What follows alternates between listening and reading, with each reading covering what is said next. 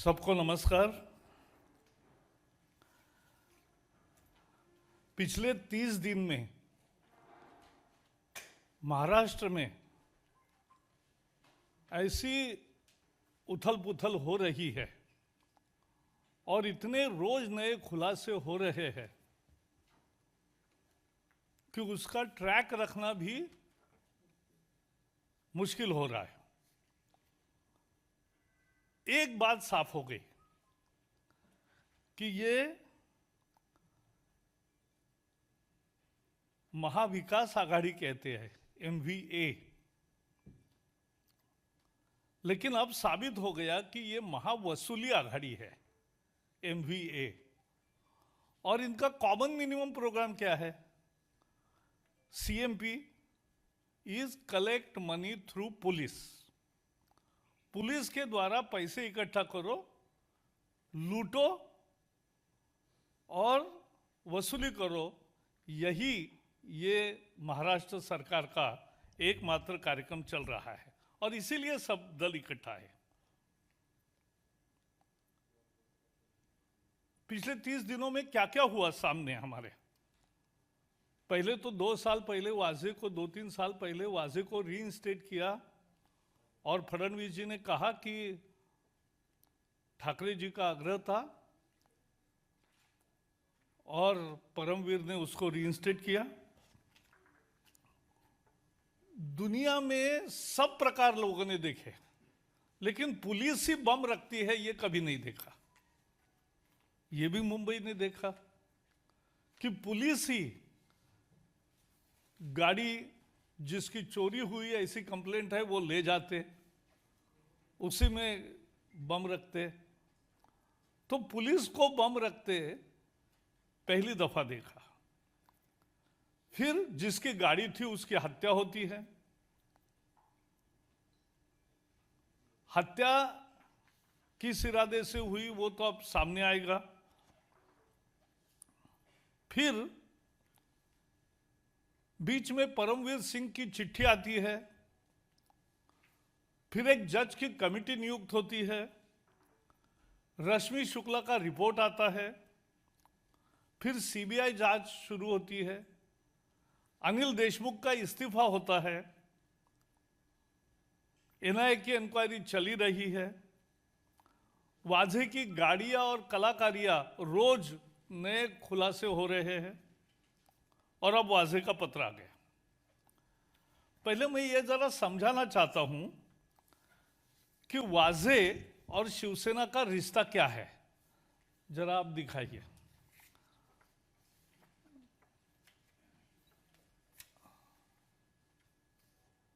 हाँ,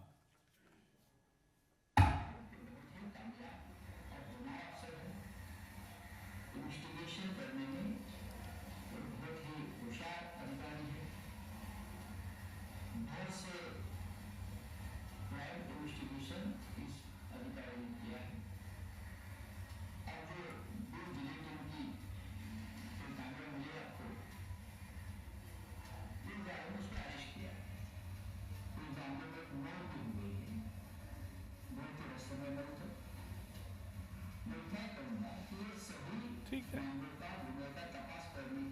ठीक है। अब नेक्स्ट दिखाओ। यह आपने देखा हुआ प्रतिक्रिया है संजय राउत जी की, लेकिन और एक दिखाता हूं, लगाइए। हाँ, उद्धव ठाकरे मुख्यमंत्री।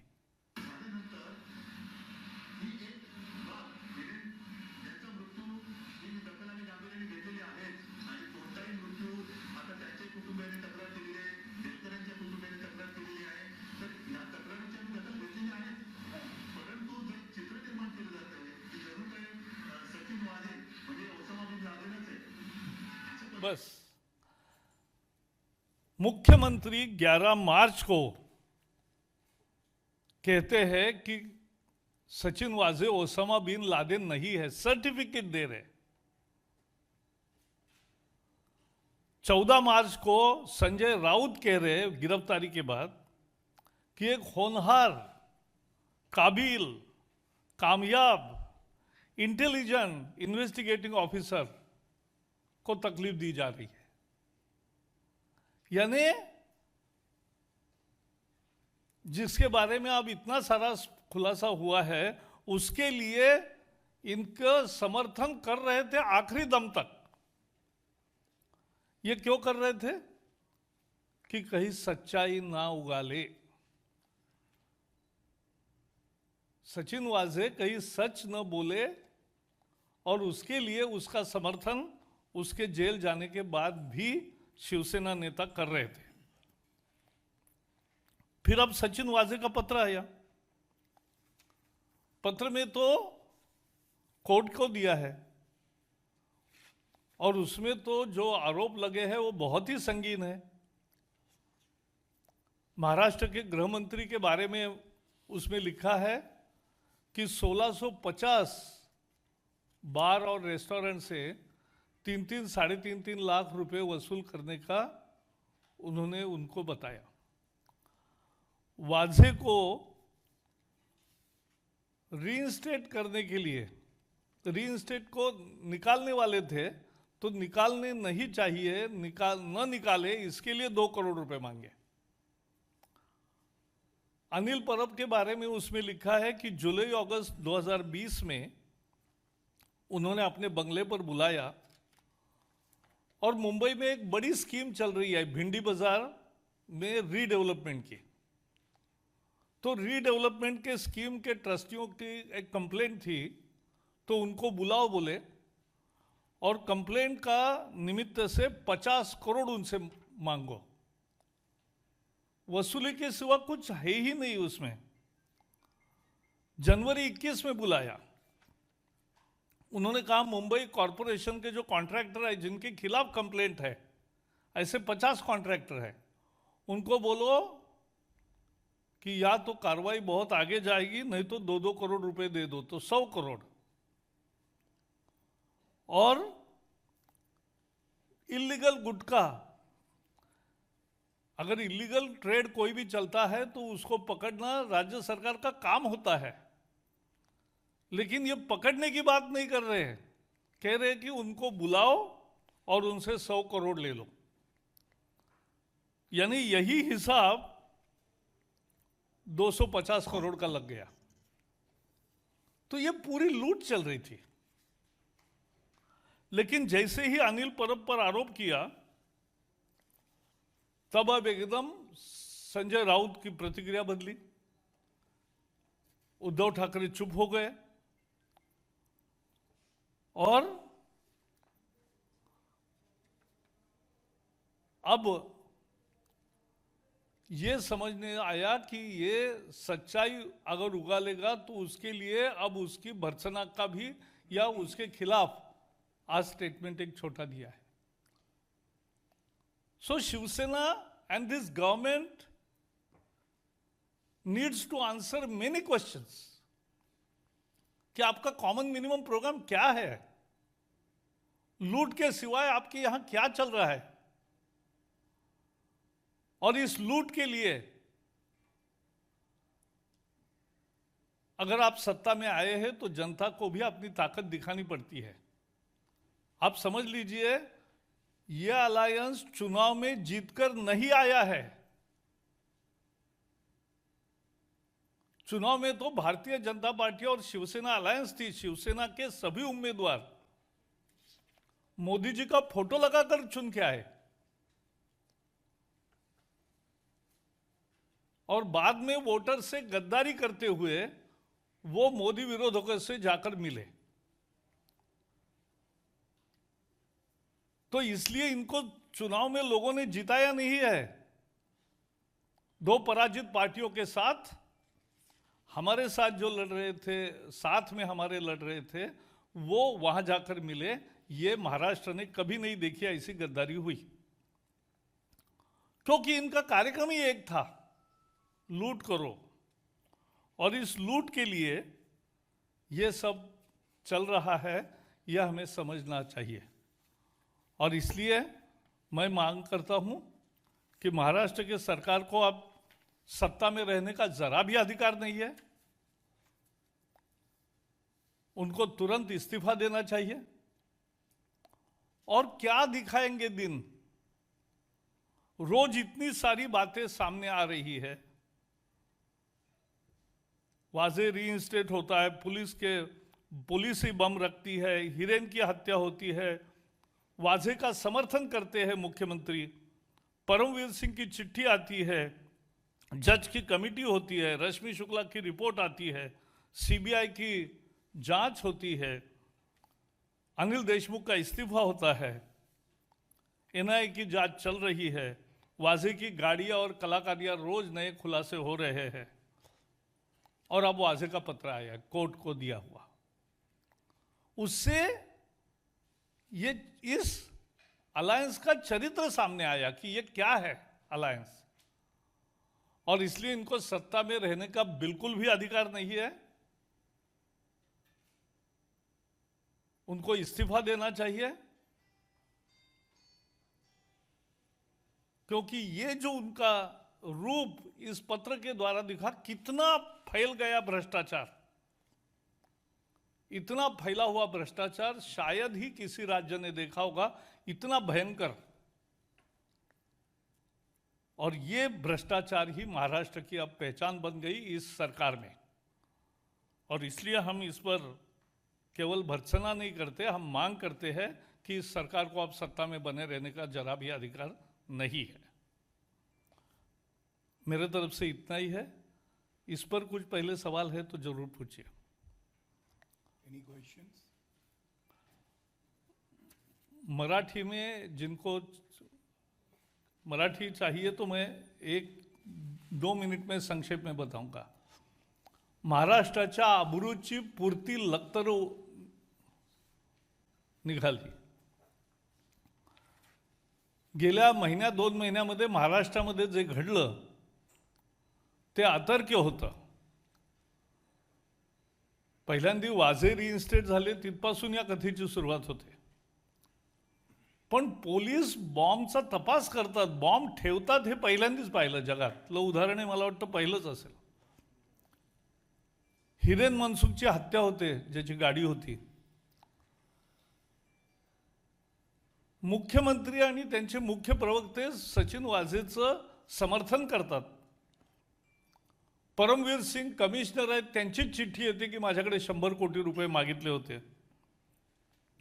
रश्मी शुक्लांचा रिपोर्ट येतो, कशा बदल्यामध्ये घोटाळा झाला। एक जजची कमिटी नियुक्त केली जाते, जी कमिशन ऑफ एन्क्वायरीमध्ये नसते, जी फक्त तोंडेखली असते, ॲडमिनिस्ट्रेटिव्ह असते। मग सीबीआय एन्क्वायरी येते, त्यामुळे अनिल देशमुखांना राजीनामा द्यावा लागतो। एनआयएची चौकशी रोज प्रगती करते, रोज वाझेंचे नवे नवे पराक्रम लक्षात येत आहेत। आणि आता वाझेंनी एनआयए कोर्टाला दिलेले पत्र आहे, हा तर एक अर्थाने बॉम्ब आहे, कारण याच्यामध्ये त्यांनी 250 कोटी रुपयाच्या भ्रष्टाचाराचं तारीख, महिना, ठिकाण सगळ्या सहित वर्णन केलं की देशमुखांनी त्यांना काढू नये म्हणून 2 कोटी रुपये कसे मागितले। 1650 बारमधून प्रत्येकी 3-3, 3.5-3 लाख रुपये गोळा करण्याचं म्हणजे परमवीर सिंगांच्या चिठ्ठीचं एका अर्थाने यातही एक आणखी समर्थन त्याचं मिळालं आहे। अनिल परब यांनी कसं पहिलं भेंडी बाजार रिडेव्हलपमेंटवाल्यांकडून 50 कोटी मागा, कॉन्ट्रॅक्टर्सकडून 50 कॉन्ट्रॅक्टरकडून 100 कोटी मागा, आणि गुटखा इलिगल ट्रेड चालतो त्याच्याकडून कसे 100 कोटी मागा, अशा स्वरूपाचं सगळं सांगितलं। असं त्या पत्रामध्ये लिहिलं आहे। हे पत्र गंभीर आहे, आणि म्हणून एकूण महाराष्ट्राची लखतर निघाली हे त्यातलं सत्य आहे। ही महाविकास आघाडी नसून महावलसुली आघाडी आहे, आणि यांचा common minimum programme CMP, collect money through police, असा आहे। हेच या गेल्या 2 महिन्यातल्या घटनांतून दिसतं, आणि म्हणून महाराष्ट्राच्या सरकारला आता सत्तेवर राहण्याचा जरासुद्धा अधिकार नाही, कारण हे मुळात जनतेने निवडून दिलेलं सरकार नाहीच आहे। जनतेने भारतीय जनता पार्टी शिवसेना आघाडीला बहुमत दिला, शिवसेनेचे उमेदवार मोदींचा फोटो लावून जिंकून आले, आणि नंतर मोदी विरोधकांशी हात मिळवणी करत त्यांना वसुली हा त्यांचा मुख्य इंटरेस्ट होता। आणि म्हणून ही जी रूप आलेलं आहे बाहेर हे अतिशय गंभीर आहे. महाराष्ट्राच्या सरकारने राजीनामा द्यावा अशी आम्ही मागणी करतो. हाच आजचा मुद्दा आहे. Any other question? हाँ बताओ.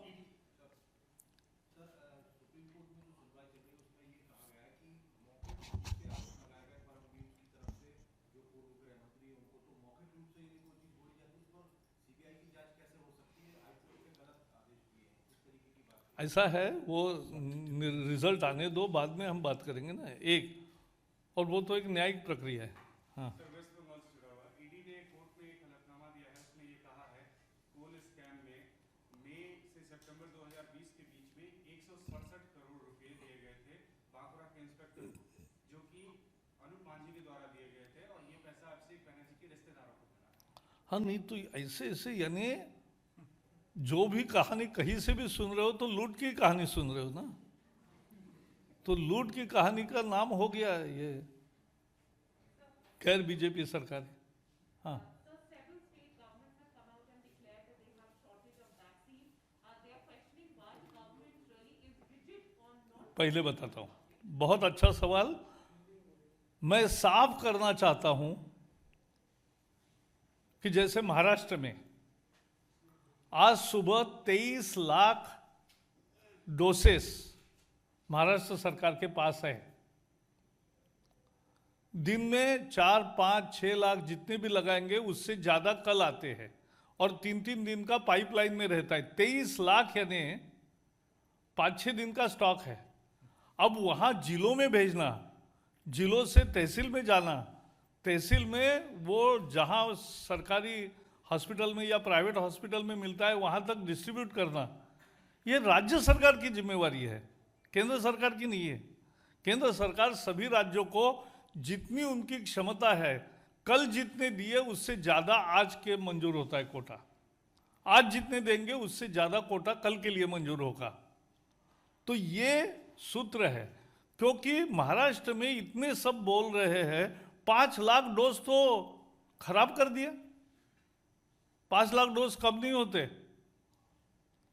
5 लाख डोज खराब हुए क्योंकि प्लानिंग ही नहीं ढंग से.